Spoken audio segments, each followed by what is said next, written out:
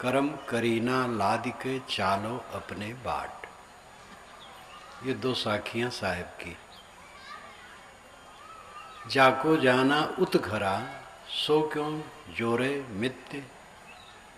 जिसको उस घर में जाना है, परमात्मा के घर में जाना है, वो इस दुनिया में मोह क्यों करे।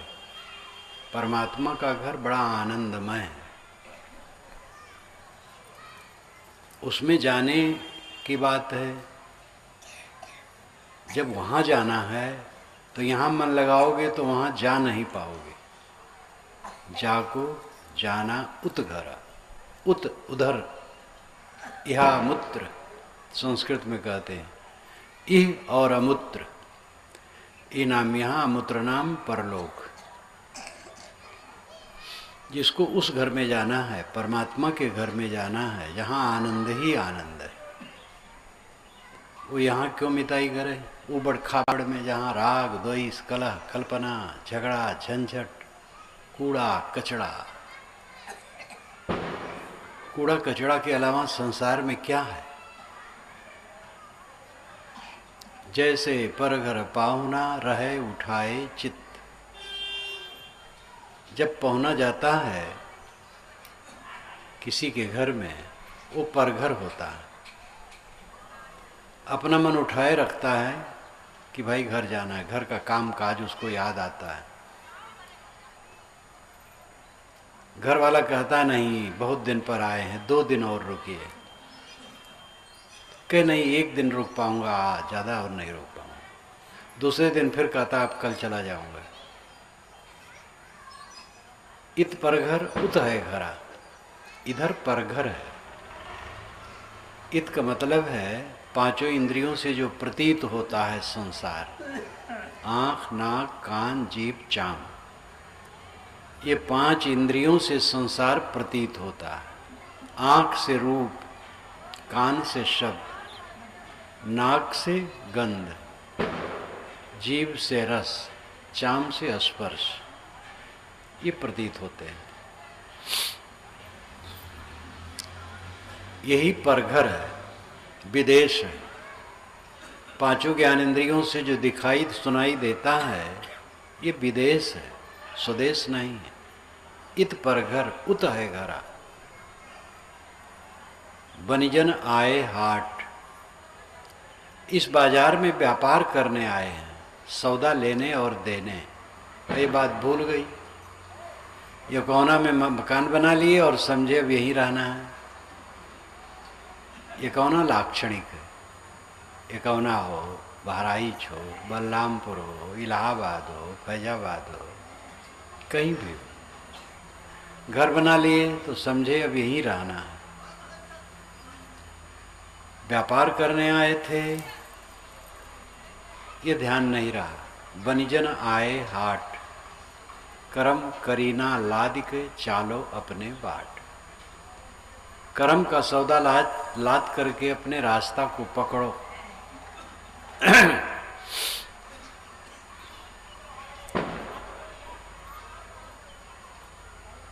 इस बात का ध्यान जो रखता है,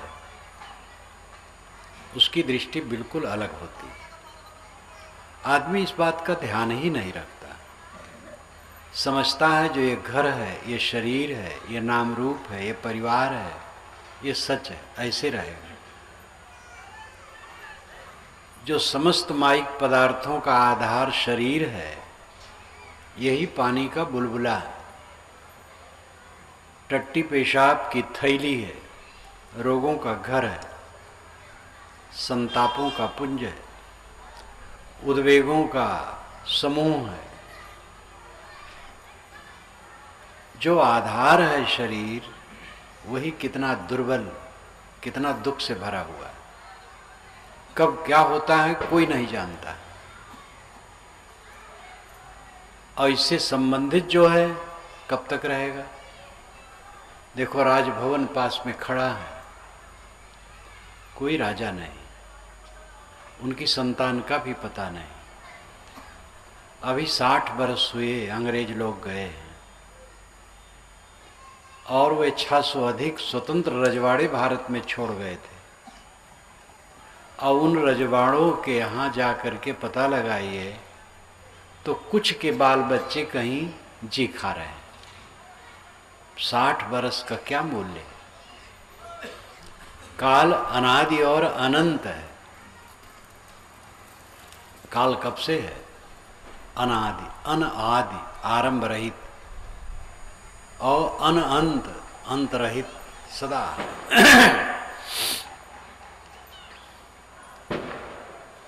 कहा जाता है कि इंद्र ने विश्वकर्मा को बुलाया और कहा कि तुम्हें मकान बनाना है हमारे लिए, 100 वर्ष लगेंगे। विश्वकर्मा ने कहा मैं तो मिनटों घंटों में बहुत मकान बना देता हूँ, और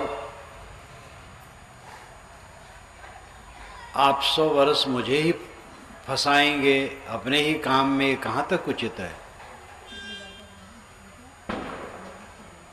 इंद्र ने डांटा, और इंद्र महाराजा, उसके सामने कोई क्या करे, मकान बनाने लगे। 1 वर्ष बीता, 1 वर्ष में तो बहुत मकान बनाए। विष्णु भगवान कोई यज्ञ कर रहे थे या कोई सभा थी जहाँ सभी देवता इकट्ठे हुए, विश्वकर्मा भी निमंत्रित थे गए। विष्णु ने विश्वकर्मा को देखा उदास, कहा कि तुम उदास क्यों हो? तो उन्होंने बताया कि महाराज, मैं इंद्र का मकान बना रहा हूँ, 100 वर्ष की नींव डाले हो, दुनिया का और काम कैसे होगा? विष्णु भगवान को इंद्र पर गुस्सा आया और वो ब्रह्मचारी का रूप, साधु का रूप बना करके इंद्र के द्वार पर पहुंच गए उनको सीख देने के लिए। इंद्र देखे कोई महात्मा आया है, उठ के खड़े हो गए, नमस्कार किए, महाराज किधर से पधारे? उन्होंने कहा मैं साधु हूँ, घूम रहा हूँ, इधर आ गया। इतने में दूसरे तरफ से एक विचित्र महात्मा आ गए, पूरे शरीर में भालू की तरह बाल,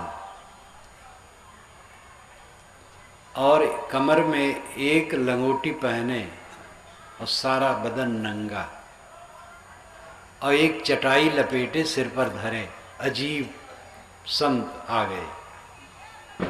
विष्णु भगवान रूपी जो संत थे नमस्कार किया, इंद्र ने भी नमस्कार किया। विष्णु भगवान ने पूछा महाराज आपका परिचय? कि क्या परिचय दूँ, साधु हूँ, घूम रहा हूँ। कि महाराज कुटिया कहाँ है? कि क्या कुटी बनाऊँ, जिंदगी थोड़ी है, ऐसे रह लेता हूँ। कि महाराज आपकी कितनी उम्र बीती है? कहे अब ये तो मैं नहीं जानता हूँ, जब एक ब्रह्मा मर जाता है तो मेरा एक बाल गिर जाता है, और जब सारे बाल गिर जाएंगे मेरे तब मैं मरूंगा। और उनके शरीर में लाखों बाल, लाखों ब्रह्मा मेरे सामने मरेंगे तब मैं मरूंगा। कि महाराज इतनी लंबी आयु और आपने कुटिया नहीं बनाई? अरे जीवन छोटा है, क्या कुटिया बनाऊं, दूसरी की कुटिया में भक्तों के घर में रह लेता हूं। ब्रह्मा, जब एक ब्रह्मा मर जाता है तब उनका एक बाल गिरता है, और ब्रह्मा की आयु कितनी होती है? हम लोगों के 4 अरब 32 करोड़ वर्ष जब बीते हैं तब ब्रह्मा का एक दिन, और इतने बड़ी रात। हम लोगों के 8 अरब 64 करोड़ वर्ष जब बीतते हैं तब ब्रह्मा के 24 घंटे होते हैं। ऐसे 30-24 घंटे का महीना होता है, और 12 महीना का वर्ष, और 100 वर्ष की लंबी आयु। इतना सब जोड़िए कितना होगा? 31 नील 10 खरब 40 अरब वर्ष ये होते हैं सब। मनुष्य के 31 नील 10 खरब 40 अरब वर्ष जब बीतते हैं तब ब्रह्मा मरता है। और एक ब्रह्मा जब मर जाता है तो महाराज जी का एक बाल गिर जाता है, और बहुत बाल गिर गए हैं, लेकिन लाखों बाल अभी हैं। तो विष्णु भगवान ने कहा महाराज इतनी लंबी आयु कुटिया आप नहीं बनाए। कहे जीवन छोटा है क्या बनाऊं। कहे महाराज ये चटाई क्यों रखे हैं। कहे बिछा लेता हूँ, लेट जाता हूँ, कहीं ठंड लगती सिकोड़ लेता हूँ। कहे महाराज जब ब्रह्मा मर जाते तो सृष्टि नहीं रहती, तो आप रहते कहाँ हैं। तो कहे प्रयागराज में अच्छे बट है, वो कभी नहीं मिटता है, उसी पर रह लेता हूँ। आप लोग भी जब इलाहाबाद गए होंगे तो संगम के तरफ किला में गए होंगे तो अच्छे बट देखे होंगे चाहे न देखे हों। पुजारी लोग पीपल की डाली बांध करके उसमें कहते ही अच्छे बट है, तो उसी पर रह लेता हूँ। महाराज जी आगे बढ़ गए। इंद्र ने कहा महाराज आप कौन हैं। विष्णु भगवान ने कहा मैं क्या बताऊं, मैं भी साधु हूं। हंसने लगे विष्णु भगवान। तो इंद्र ने कहा महाराज क्यों हंसते हैं। कहे देखो ये इंद्र बहुत आ रहे हैं। कहे महाराज कोई तो नहीं आ रहा है। तो कहा ये जो चींटियों की पंक्ति आ रही है ये सब चींटियां इंद्र हो चुके हैं। कहे महाराज तो मैं भी चींटी हो सकता हूं। कहे बिल्कुल हो सकते हो। तो वो समझे साधारण साधु नहीं। कहे महाराज आप बताइए आप हैं कौन। तब उन्होंने कहा मैं विष्णु हूं। तुम्हें बहुत अहंकार है, 100 बरस मकान तुम्हारा बनेगा और दुनिया का काम नहीं होगा। तब उन्होंने विश्वकर्मा को छोड़ा। ये पुराणों की कहानी है। कहानियां बड़ी रोचक होती हैं और काल्पनिक होती हैं और कहानियों में बड़ा उपदेश होता है। इतिहास सत्य होता है और उसमें सच झूठ, अच्छी प्रेरणा गलत प्रेरणा सब होती है। और कहानियां काल्पनिक होती हैं लेकिन वो प्रेरणाप्रद होती हैं। किसी को जो अहंकार है जीवन का, उसके अहंकार को चूर्ण करने के लिए कहानी बनी। लोमस ऋषि के सामने हजारों लाखों ब्रह्मा मर चुके थे और लाखों ब्रह्मा अभी मरेंगे तब वो मरेंगे, इतनी लंबी आयु और कुटिया नहीं बनाए। इसका अर्थ यही है कुटी बनाओ, मकान बनाओ, कोई हर्ज नहीं, लेकिन ये समझो यहाँ से उठ के जाना है। इस उपदेश को देने के लिए ये कथा गढ़ी गई। ब्रह्मा कोई नहीं हुआ है इस ढंग का जो इतना लंबा जिया है। इंद्र कोई व्यक्ति नहीं हुआ है। वेद के अनुसार इंद्र प्राकृतिक शक्ति है। पुराणों में इसका व्यक्तिकरण हुआ है। जैसे मैं और उदाहरण दूं, विष्णु ने बलि के साथ छल किया। मैंने कल उस कहानी को कहा था लेकिन उसका भेद नहीं खोला था। विष्णु बलि के साथ छल किया, 3 पैर जमीन मांग करके धोखा दिया और पूरी दुनिया नाप ली। ऐसा नहीं है। इसका सूत्र वेद में है। ऋग्वेद में 24 बार इसकी चर्चा है, 12 बार खुलासा है और 12 बार संकेत में है। जो वेद के रहस्य को जानते हैं, संकेत भी उनके लिए खुलासा है। और उसमें एक मंत्र है जिसको पंडित लोग कर्म कांड में भी नियुक्त करते हैं। इदम विष्णुर्विचक्र में त्रेधा निदधे पदम समूढ़ मत्स्य पांसुरे। इदम यहाँ विष्णु विचक्र में चले, यहाँ विष्णु चले, त्रेधा 3 प्रकार से निदधे रखे पदम पैर। विष्णु यहाँ चले और 3 कदम रखे। समूढ़ मत्स्य पांसुरे, उनके पांसु से, धूल से, पैर की धूल से पूरा संसार ढक जैसा गया। ये वेद का मंत्र है। और इसका अर्थ है विष्णु सूर्य है, उसकी किरणें, उसके कदम, उसका प्रकाश, उसके कदम की धूल है, उससे सारा संसार जगमगा उठता है। ये वेद का कथन है। वेद में जो 3 कदम रखने की बात आती है विष्णु का, वो वेद के समस्त विद्वान, भारत के और विदेश के, एक स्वर से मानते हैं कि इसका अर्थ, विष्णु का अर्थ सूर्य है और उसकी किरणें उनके कदम हैं, और पृथ्वी, अंतरिक्ष और दुलोक में उन किरणों का पड़ना, सूर्य का 3 कदम रखना। सूर्य की किरणें पृथ्वी पर पड़ती हैं और अंतरिक्ष यानी आकाश में पड़ती हैं, और दुलोक यानी तारामंडल में पड़ती हैं। यही 3 कदम रखना उसका है। और ये अर्थ आज से हजारों वर्ष पूर्व का है। वेदों पर निघंटु बना कभी, और निघंटु के कुछ शब्दों का निरुक्त यास्क मुनि ने किया आज से 2800 वर्ष पहले। उन्होंने 22-24 निरुक्तकारों का उदाहरण दिया है, लेकिन उन निरुक्तकारों का कुछ नहीं मिलता है, केवल यास्क मुनि का मिलता है।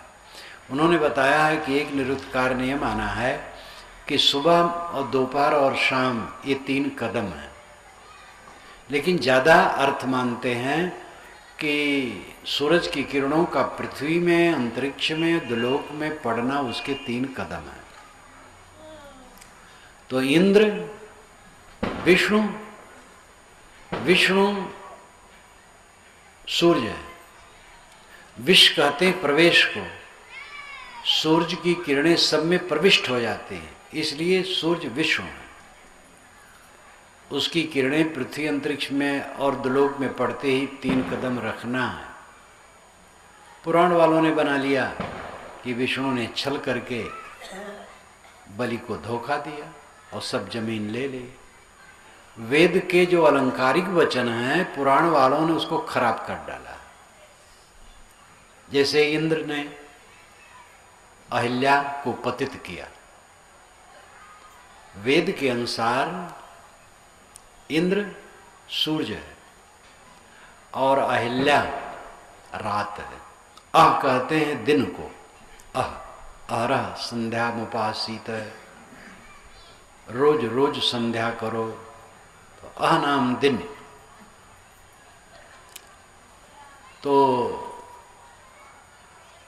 अह जिसमें लीन हो वो अहिल्या, अह दिन जिसमें लीन हो वो रात अहिल्या है, और सूर्य इंद्र है, वो उसको पतित करता है। जब सूर्य उगता है तो रात पतित हो जाती है, नष्ट हो जाती है।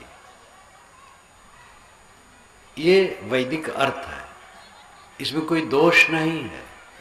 इंद्र कोई व्यक्ति नहीं था कि अहिल्या नाम की स्त्री के साथ दुराचार किया, लेकिन पुराण वालों ने ऐसा बना लिया। ऐसे ब्रह्मा अपनी लड़की से भ्रष्ट हो गए, पुराण में लिखा, भागवत तक में लिखा। ब्रह्मा भी सूर्य है, उसकी लड़की उषा है, क्योंकि सूर्य उगने के पूर्व उषा आती है। उषा नाम जलाने वाली, प्रकाश करने वाली। सूर्य अभी सामने नहीं आया है, लेकिन उसकी आभा पूरी तरफ प्रकट होती है, उसको उषा कहते हैं। लेकिन जब सूर्य आया तो उषा भ्रष्ट हो गई, नष्ट हो गई। तो ब्रह्मा ने अपनी पुत्री को भ्रष्ट किया। इसका अर्थ है ब्रह्मा सूर्य है, उसके उगने पर अपनी पुत्री को भ्रष्ट किया। पुत्री उषा है, सूर्य उगेगा तो उषा खत्म हो जाएगी, पूरब की जो आभा है खत्म हो जाएगी, किरणें फैल जाएंगी। इसलिए अनेक वैदिक ऐसे मंत्र हैं जो अलंकारों में कहे गए हैं, उनके अर्थ बिल्कुल सही हैं। पुराण वालों ने इसको बिगाड़ करके रखा है। और आश्चर्य तो यह है कि ये पुराण लिखने वाले भी वेद जानते थे। तो वेद जानते थे तो उसका अनर्थ क्यों कर डाले? ठीक से करना चाहिए। लेकिन जब आदमी की मति बदल जाती है तो जानते हुए भी नहीं जानता। जैसे आजकल के शंकराचार्य वेद जानते हैं क्योंकि विद्वान होते हैं, और वेदों में कहीं नहीं लिखा है कि स्त्री और शूद्र वेद के अधिकारी नहीं है, ऐसा कहीं नहीं लिखा, बल्कि सभी वेद के अधिकारी हैं, ऐसा है। स्त्रियां वेद के मंत्रों को बनाई हैं, शूद्र कहे वाले सज्जन वेद के मंत्र को बनाए हैं, सबर इत्यादि कई शूद्र हैं जो वेद मंत्रों के रचयिता हैं। मैंने वेद में लिखा है सब। और स्त्रियां तो 1 दर्जन से अधिक हैं जो वेद मंत्रों की रचयिताएं हैं। ये वेदों में साफ है। लेकिन आज के शंकराचार्य लोग जो विद्वान हैं संस्कृत के, वेद पढ़ के समझ सकते हैं, अब वे नहीं समझ रहे हैं। वो कहते स्त्री और शूद्र को वेद में अधिकार नहीं। तिवारी वेद पढ़ सकते हैं, त्योराइन नहीं पढ़ सकते। पाड़े पढ़ सकते हैं, पढ़ाइन नहीं पढ़ सकती। आधी मुर्गी काट के खा जाएंगे, आधी अंडा देगी। पत्नी मूर्ख बनी रहे और पति पढ़े। गार्गी इत्यादि विदुषी स्त्रियां याज्ञवल्क्य को जनक की सभा में हिला दी थी। याज्ञवल्क्य अबाक हो गए उसके सामने। देखो आज स्त्रियां पढ़ रही हैं, वो डिप्टी कलेक्टर भी हो रही हैं, जज हो रही हैं, और कितनी विदुषी स्त्रियां साध्वी संत हो रही हैं। कैसे नहीं उनका कल्याण हो सकता है? कैसे नहीं वो ज्ञान के अधिकारी हैं? लेकिन आज के शंकराचार्य जिसको समझते नहीं, ये अनर्थ है। तो ऐसे ही वेद के अनेक मंत्रों का अनर्थ करके पुराणों में बड़ी गलत व्याख्या की गई है। इन बातों को भी समझने की जरूरत है। जहाँ जहाँ ऐसा प्रसंग आया वहाँ वहाँ मैंने उसका जो मूल अर्थ है वैज्ञानिक, उसको पुस्तकों में रखने की चेष्टा की।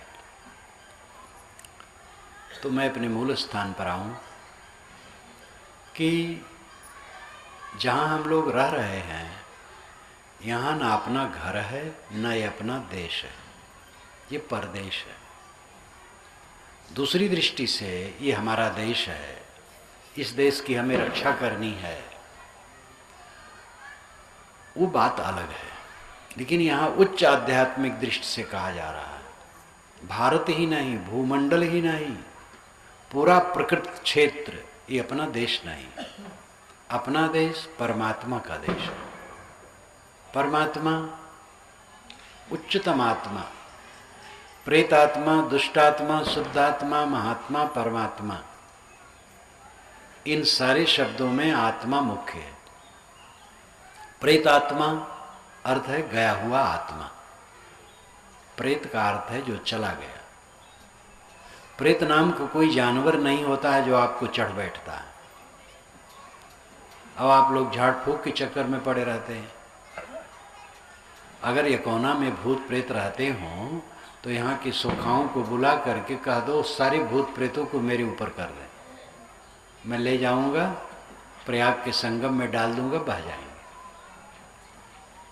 प्रेत नाम की कोई चीज नहीं, भूत नाम की कोई चीज नहीं। लेकिन दुनिया जकड़ी हुई है। प्रेत जो चला गया, प्रेत आत्मा गया हुआ आत्मा, दुष्ट आत्मा खराब स्वभाव का आत्मा, शुद्ध आत्मा अच्छे स्वभाव का आत्मा, महात्मा इंद्रिय जित आत्मा जिसने इंद्रियों को जीत लिया, परमात्मा जो गुणातीत हो गया, जिसके मोह शोक समाप्त हो गए। न हर्ष है न अमर्ष है। अनुकूलता मिलने पर हर्ष होता है, प्रतिकूलता मिलने पर अमर्ष होता है।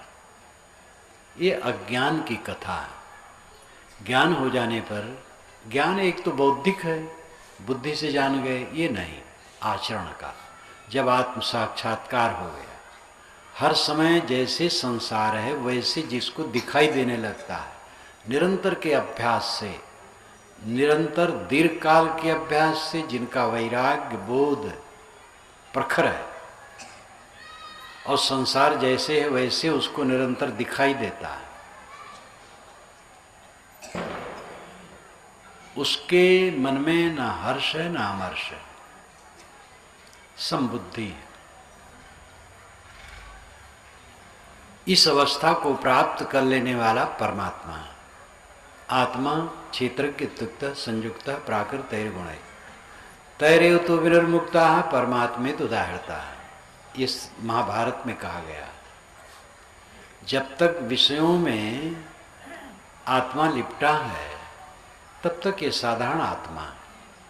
तैरेव तो विनिर्मुक्ता, किंतु इन विषयों से जो अपने को बिल्कुल छुड़ा लिया, परमात्मे तो उदाहरता, उसको परमात्मा कहते हैं।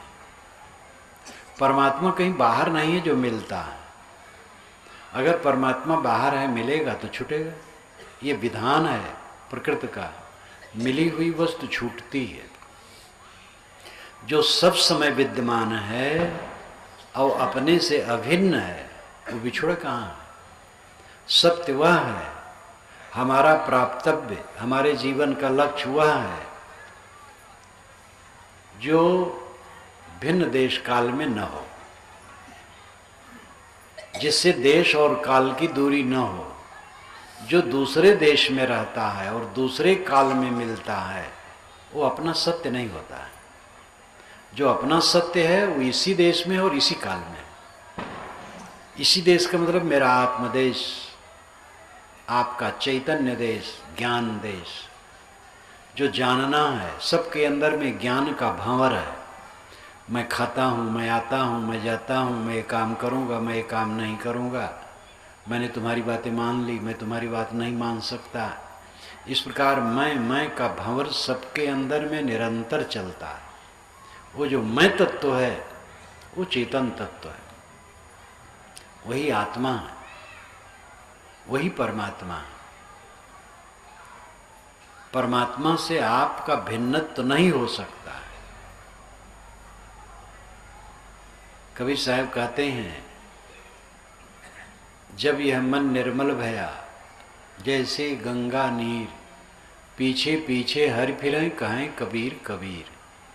मन जब पूरा निर्मल हो गया गंगा जल की तरह, तो पीछे पीछे हरि घूमने लगे और कहने लगे, कबीर मैं आपकी क्या सेवा करूं। कबीर साहब ने जब ये साखी कही है तो गंगा का पानी निर्मल था। अब तो गंगा का पानी देख करके कष्ट होता है। मैं तो गंगा तट पर बसता हूँ प्रयाग में,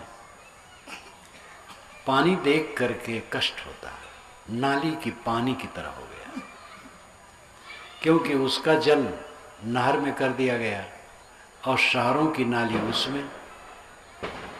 तो हर साल सरकार का ये ढकोसला चलता है,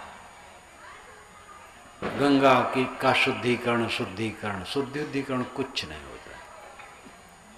जब उसमें शहर शहर की नाली जा रही है धारा की तरह, तो वो शुद्ध कहाँ होगा। तो दोस्त तो गंगा का नहीं, हम लोगों का है। लेकिन जब साहेब थे तब गंगा जल निर्मल था। अभी भी गंगा जल, जहाँ से गंगा चलती है वहाँ निर्मल है। गंगा जल तो एक उदाहरण है।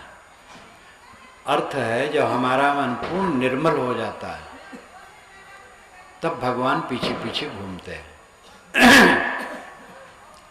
ये सब आलंकारिक है। भगवान किसी के पीछे घूमने वाला जंतु नहीं है।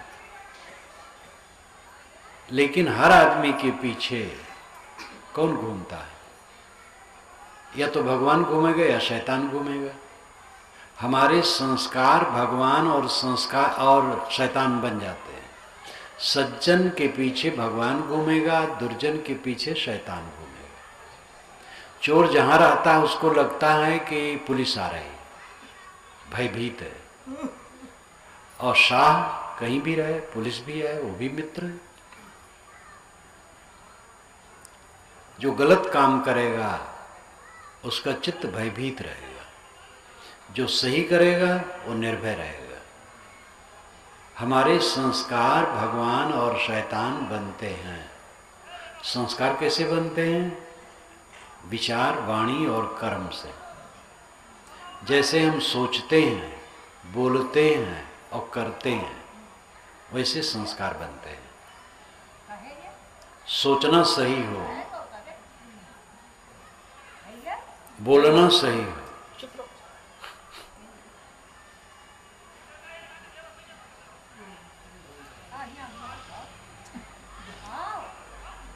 गलत उच्चार और गलत आचार है तो शैतान का संस्कार बनेगा। गलत विचार क्या है?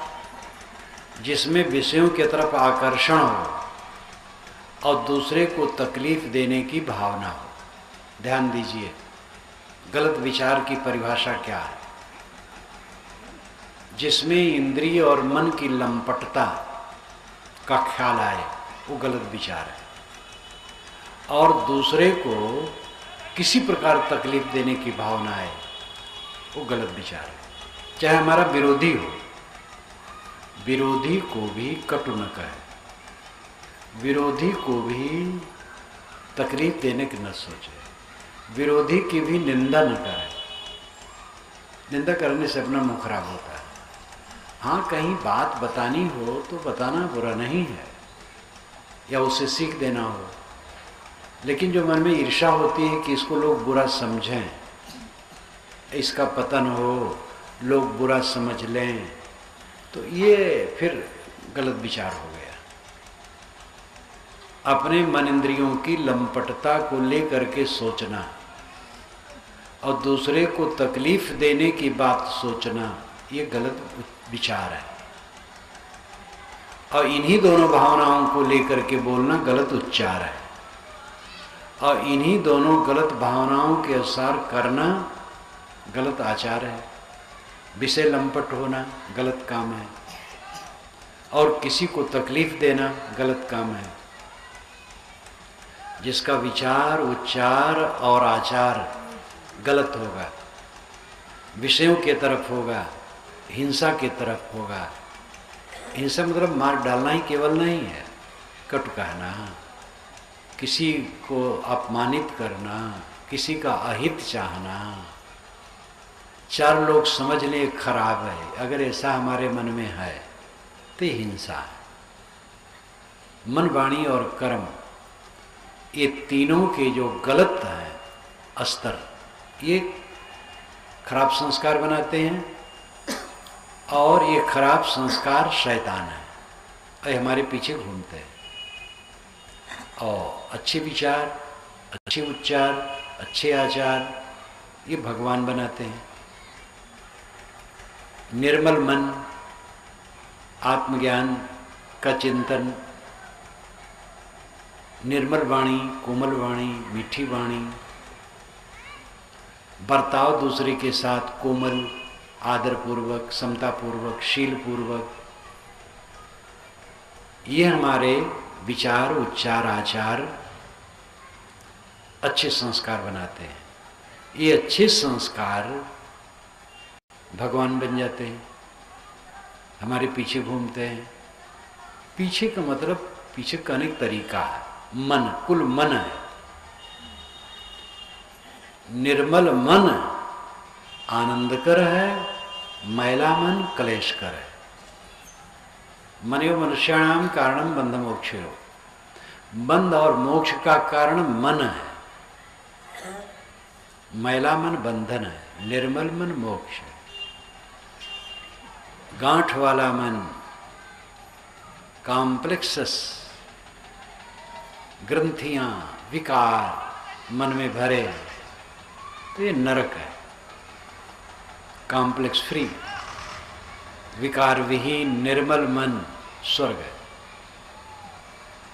स्वर्ग का अर्थ ही होता है अपने में लौट आना। स्वर्ग, स्वर्ग, स्वनाम खुद, गानाम गमन, अपने में लौट आना स्वर्ग है। आत्मा में संतुष्ट हो जाना स्वर्ग है। वैकुंठ, कुंठा रहित हो जाना, गांठ रहित हो जाना, अहंकार रहित हो जाना वैकुंठ है। मोक्ष, मोह का क्षय हो जाना मोक्ष है। पंडितों ने जो स्थूल अर्थ किया है बाहर का, वो मोटे लोगों को समझाने, मोटी बुद्धि वालों को समझाने के लिए, कि नरक है और एक बैतरणी नदी है, 18 दिन में वो पार करना पड़ता है। बछिया छू लोगे और दान कर दोगे ब्राह्मण को, तो बछिया आएगी, उसकी पूंछ पकड़ करके तब पार हो जाओगे। लेकिन विचार करो, बछिया बेचारी 18 दिन उसमें कैसे तैर पाएगी बिना खाए पिए, और फिर उसका पानी कैसे होता है? नरक, मवाद, मांस, गोश, हड्डी, विकार बहता है, तो बछिया तो उसको खा नहीं पाएगी। अब 18 दिन तक वो तैरती रही, कैसे, क्या होगा? वो वास्तव में सात्विक गुण ही बछिया है, और मन का विकार बैतरणी नदी है। सात्विक बछिया का पूछ पकड़ो, सत्वगुण को पकड़ो तो पार हो। नरक का कुंड है, नरक का दे अश्वपत्र तलवार के पत्ते हैं उस वन में, तुम्हारे अंग सब कट जाएंगे। सब वो दुर्गुणों से हटाने के लिए है। एक पंडित जी रहे, वो मांस खाएं, और मेरी उम्र थोड़ी रहे तो मैं उनको समझाऊं मांस न खाओ। तो बहुत पढ़े लिखे नहीं रहे, लेकिन पंडित भाई राबे करे, बबने घर में जन्म कहा पंडित हैं सब। तो मैंने उनको पुराण सुनाया। मेरी उम्र उस समय 10 बरस की रही होगी, लेकिन मेरी भक्ति भावना सब समय रही। तो एक जगह पुराण में लिखा मिला कि जो मांस खाता है तो जब यमलोक में जाता है तो लोह का गोला गर्मा करके लाल लाल उसके मुंह में डाला जाता है कि तुम मांस लाल लाल खाते थे, भी इसको खाओ। और जो शराब पीता है उसके लिए तेल गर्मा करके खौलता हुआ उसके मुंह में डाला जाता है।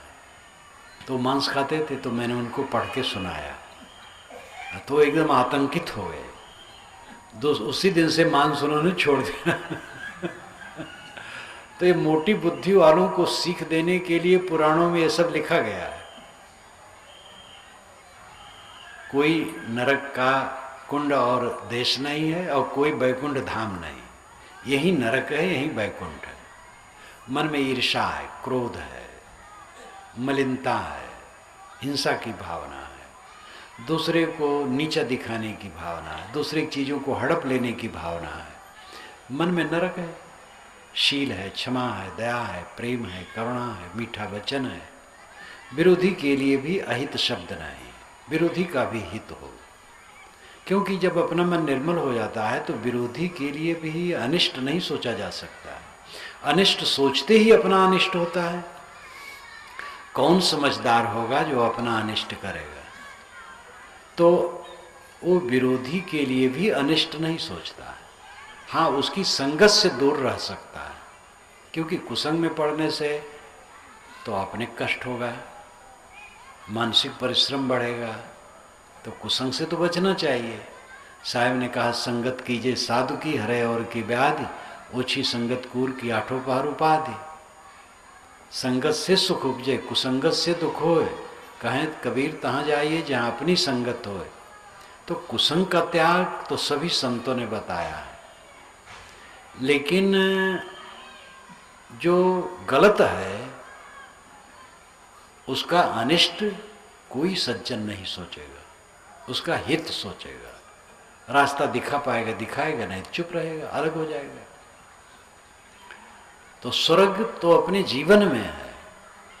वैसे भारतीय परंपरा में तो रस्म है, जब कोई मर जाता है तब लोग छपवाते हैं, फलाने बाबू का स्वर्गवास हो गया। कैसे कहे नरकवास हो गया? सभ्यता है, स्वर्गवास कहना चाहिए। लेकिन अगर मन खोटा है तो स्वर्गवास कहाँ होगा? मन निर्मल है तो स्वर्गवास है। यही स्वर्ग है और यही नरक है, यही तथ्य है। जाको जाना उतघरा सो क्यों जोरे मित। जिसको परमात्मा के घर में जाना है वो संसार में मोह क्यों करे? और संसार में मोह करेगा तो परमात्मा के घर में पहुंच नहीं पाएगा। संसार का मोह छोड़ो, बस परमात्मा के घर में हो। जाना नहीं पड़ेगा। जाना आना तो भौतिक क्षेत्र है। बलरामपुर आप तब पहुंचेंगे जब चलेंगे, और परमात्मा के पास कब पहुंचेंगे? जब रुकेंगे। रुक गई, बस परमात्मा के पास पहुंच गए। आत्मा ही परमात्मा है। जहां मन ठहरा बस आत्मलीन, परमात्मलीन। लोग कहते महाराज मन भटक रहा, मिलने आते हैं तो सब तो नहीं कहते हैं भटक रहा है। अंधाधुंध में पड़े, उनको ख्याल भी नहीं कि भटक रहा। जो थोड़ा साधना करते हैं उनमें से लोग कहते हैं कि महाराज क्या करूं, मन भटक रहा है। ये सबसे बड़ा दर्द है, मन का भटकना। और निश्चित है मन स्थिर होता है, मन भटकता नहीं। भटकने का मतलब है चाहनाएं, भोग की इच्छाएं, बूढ़ा है और मन उछाल मार रहा है कि मैं नौजवान हूं, कामनी की कल्पना करता है। बूढ़ी स्त्रियां युवकों की कल्पना कर रही है। ये भटकना है। जो अपने पास है उसमें संतुष्ट न होकर के बड़े बड़े राजभवन की कल्पना, ये भटकना है। एक नदी के किनारे वहाँ का मछुआरा केवट मछली भी मारता था और नौका भी चलाता था। नदी के किनारे था, वरुण देवता आए। पुराणों में वरुण पानी के देवता हैं और वेद में वरुण नैतिकता का देवता है। वेद में वरुण का बहुत बड़ा महत्व है और बड़ा वैज्ञानिक है। मैंने अपने वेद में वरुण का एक संदर्भ ही रखा है, लेकिन पुराणों में आकर के वरुण पानी का देवता हो गया। तो वरुण देवता घूम रहे थे, केवट मिल गया, नमस्कार किया। वरुण ने कहा, भाई तू मेरी बहुत सेवा, बहुत दिनों से तूने मेरी सेवा की है, कोई आशीर्वाद मांगना हो तो मांग लो। कहे महाराज हमारी मड़ैया बह जाती है, हर साल बाढ़ आती है वर्षा में, तो एक पक्का पोख्ता मड़ैया हो जाए, बस इतना ही चाहता हूँ। तो उसकी मड़ैया जितने आकार में थी उतने बन गई पक्का, और पानी उसको बहा नहीं सकता था। उसकी क्योटिन गई थी कंडा बीन के आई, अपने पति से कहा हमारी मड़ैया कहाँ गई, ये किसका मकान है? कि ये तेरा मकान है।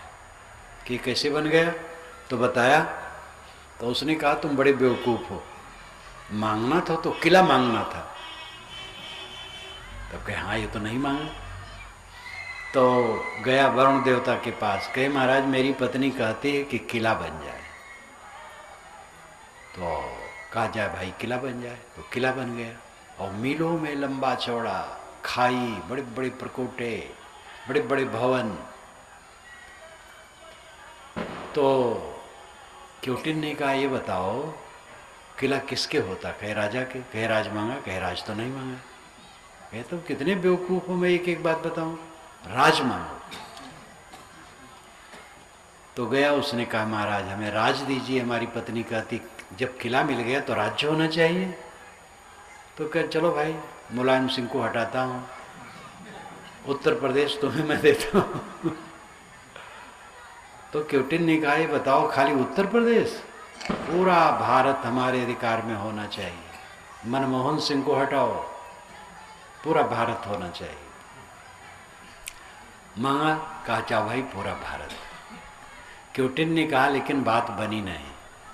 देखो चीन कभी आंख दिखाता, कभी पाकिस्तान, अमेरिका दादागिरी करता सबके ऊपर। पूरा भूमंडल मांग लो। पूरा भूमंडल मांगा। वरुण ने कहा जा भाई पूरा भूमंडल तेरा राज्य। क्योटिन ने सोचा लेकिन फिर गड़बड़ हो गया।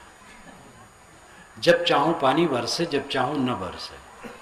किसी स्त्री को पुरुष बना दो, पुरुष को स्त्री बना दो, जो चाहूं सो कर दो, ये मांगो उनसे। गए वरुण देवता के पास। जब केवट ने कहा तो वरुण ने कहा अब तुम कायदे के बाहर जा रहे हो, चलो वही झोपड़ी ले लो। फिर सब छीन लिया, वही झोपड़ी दे दी। ये भी बात समझाने का तरीका है, किसी के कहने से ऐसा बन नहीं जाता है।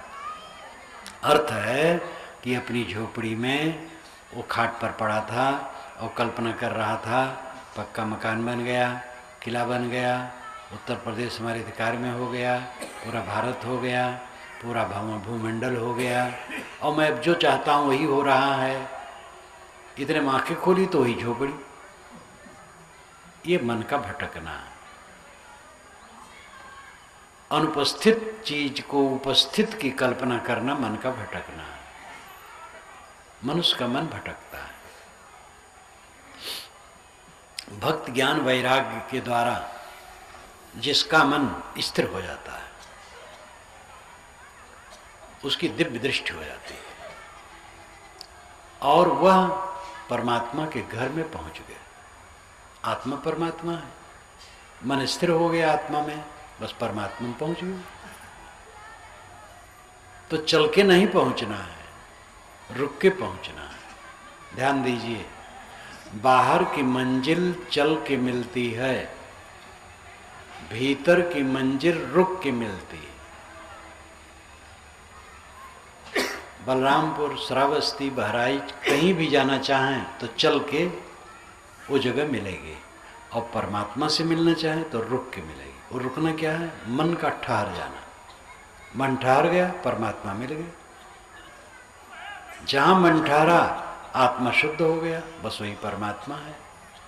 आत्मलीन, आत्मसंतुष्ट, आत्मतृप्त।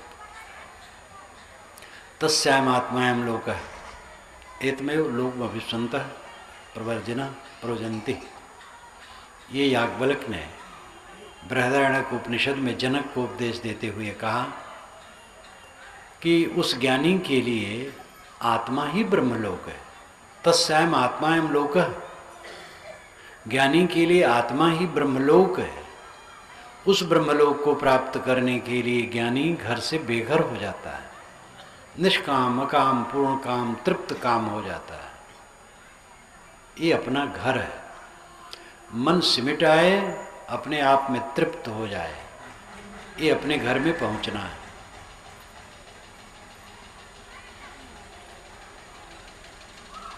साहब कहते जिसको उस घर में जाना है वो यहाँ मोह न करे।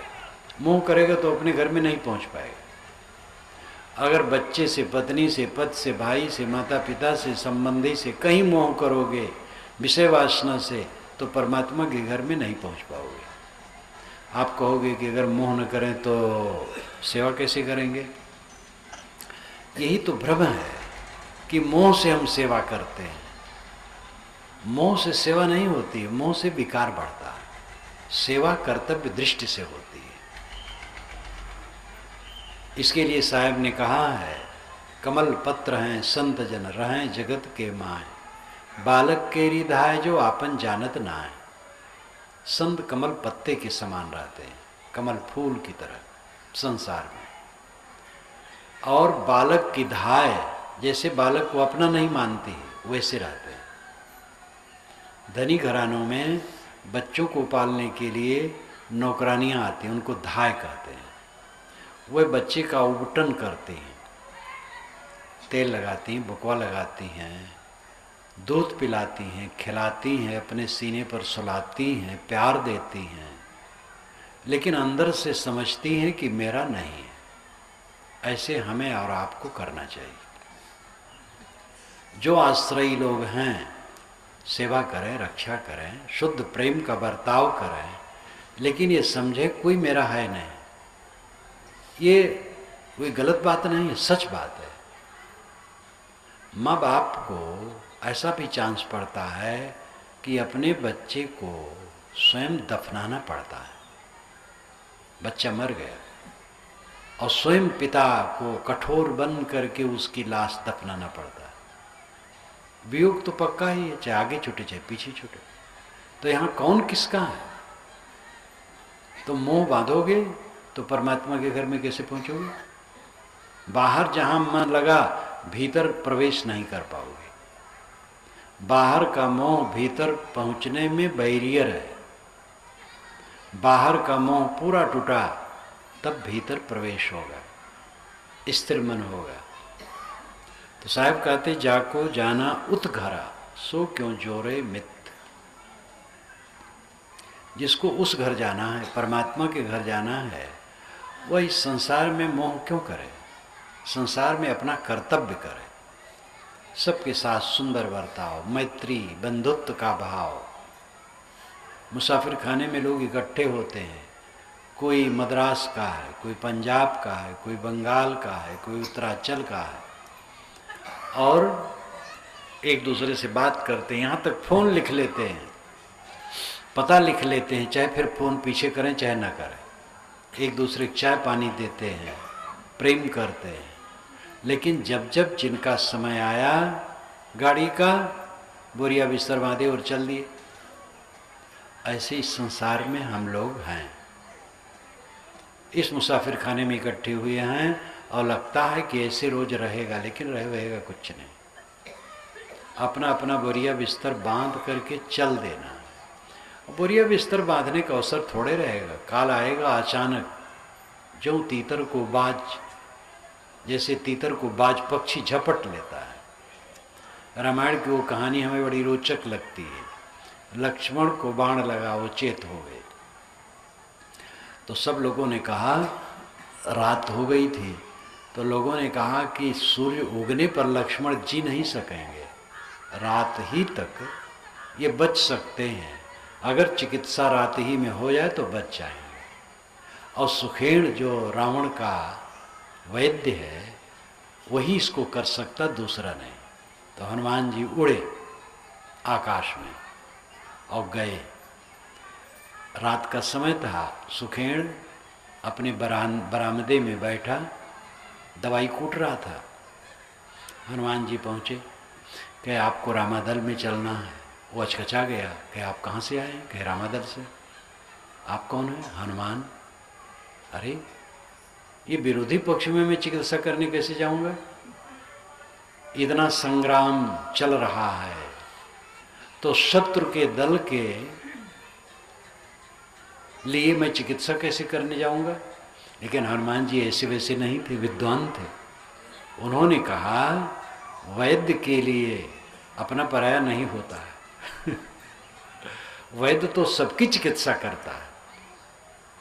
कहे नहीं, बिल्कुल नहीं जाऊंगा, इतना संगीन है, रोज युद्ध चलता है, मैं कैसे जाऊंगा?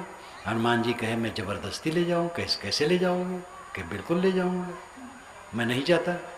बस हनुमान जी बरामदे से नीचे कूदे और जमीन में हाथ डाले, नींव में, और पूरा नींव पूरे मकान का निचोड़ करके वो कहे हाँ हाँ हाँ हाँ हाँ, अरे हाँ हाँ करते रह गए, लेके उड़ गए। अब उससे कूदे सुखेण तो टूट के मर जाए बेचारे ये भी रोचक कहानी, ऐसा कोई नहीं कर सकता वाल्मीकि रामायण में ऐसा है भी नहीं। वैसे वाल्मीकि रामायण भी लंबी चौड़ी बात खूब है, उसमें अतिशयोक्ति की कमी नहीं है। वाल्मीकि रामायण में भी अतिशयोक्ति की कमी नहीं है।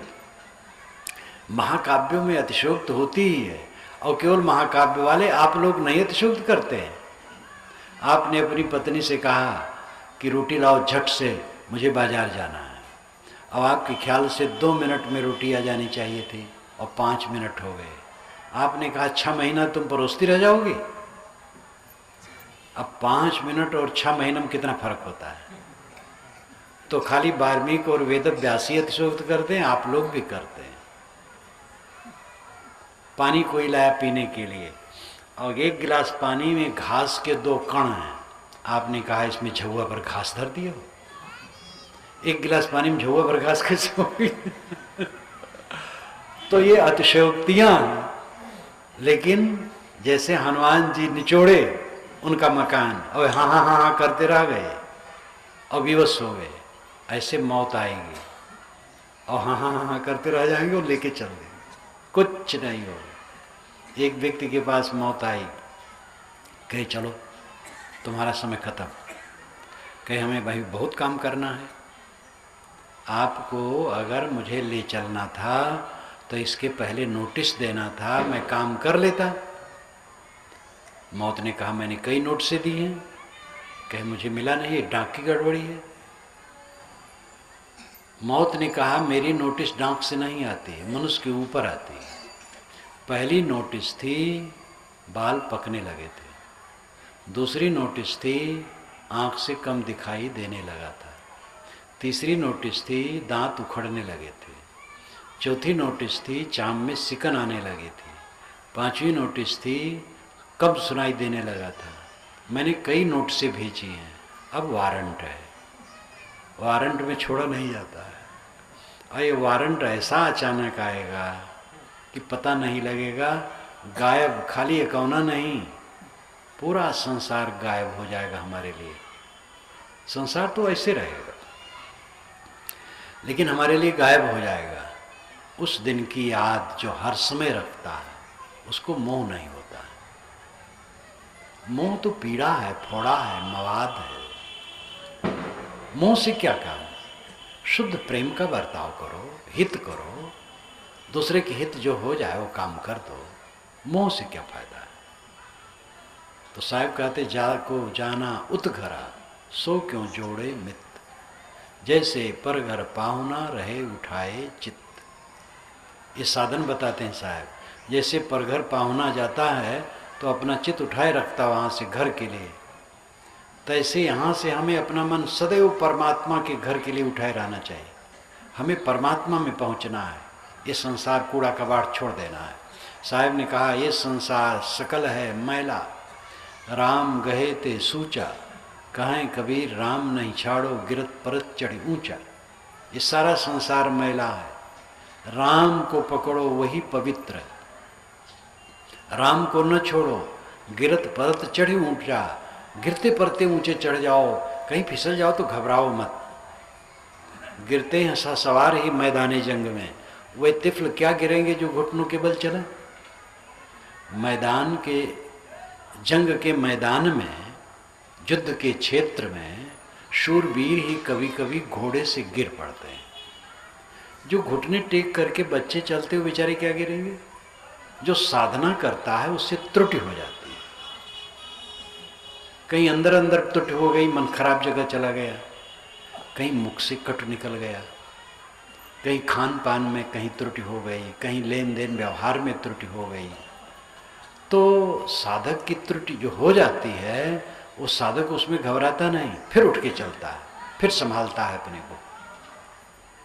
तो साहब कहते गिरत परत चढ़ी ऊंचा, कभी गिर जाओ फिसल जाओ थोड़ा तो घबराओ मत, और दूसरा भी गिरे तो उसको धिक्कारो मत, उठाने की चेष्टा करो जितना बन सके।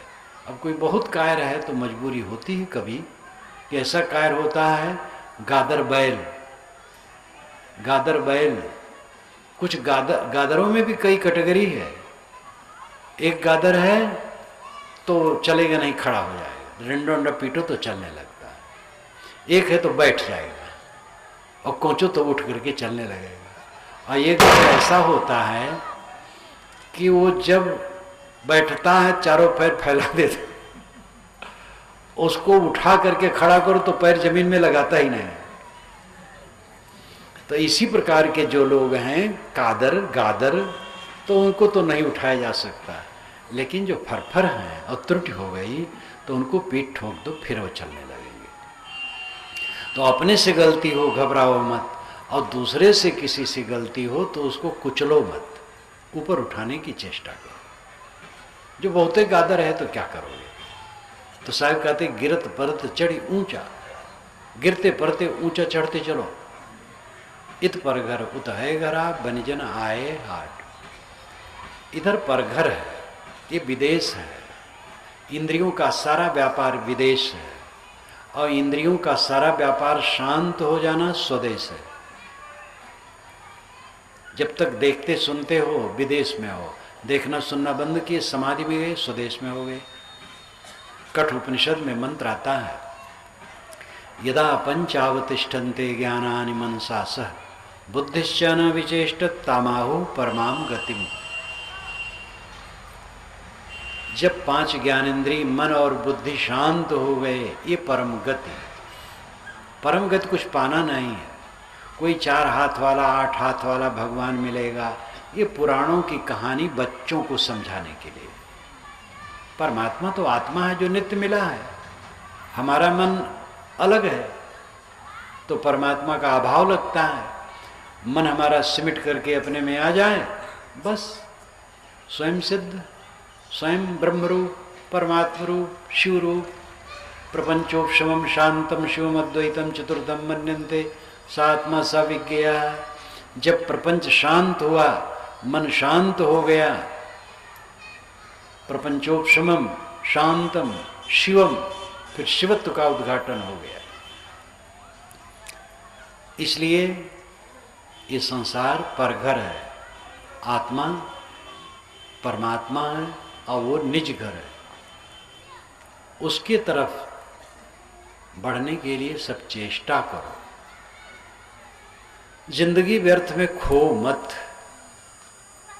संतों की संगत करो, सज्जनों की संगत करो, ज्ञान के ग्रंथ पढ़ो, रोज 2-3 बार अकेले में बैठो, स्वाध्याय करो, चिंतन करो, अपने गुण दोषों पर विचार करो, ध्यान करो, यहाँ से जाना है इसको सोचो, अपने मन को निर्मल करके आत्म शांति वाला काम करो, तब होगा, वैसे नहीं होगा। कोई खेत में गोड़े जोते न खाद पानी न डाले, उसकी सेवा नहीं करे तो कैसे फसल होगी। दुकान पर कोई टाइम से टाइम तक न बैठे और दुकान का सारा ताना बाना न रखे और ग्राहकों से प्रेम व्यवहार करके दुकान में काम न करे तो दुकानदारी कैसे चलेगी।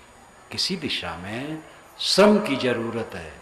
विद्यार्थी जब जी जान से पढ़ेगा तब विद्वान होगा। ऐसे परमात्म स्थित, कल्याण स्थित, स्वरूप स्थित, आत्म स्थित परमानंद परम सुख तब प्राप्त होगा जब उसमें लगा रहे, वो काम करे और यहाँ से सावधान रहे। इस संसार से जहाँ अचानक उठ करके जहाँ से जाना है वहाँ पैर पसार करके सोने की जगह नहीं है। इसी के साथ मैं अपनी वाणी को विराम देता हूँ। बोलिए सद्गुरुदेव की जय।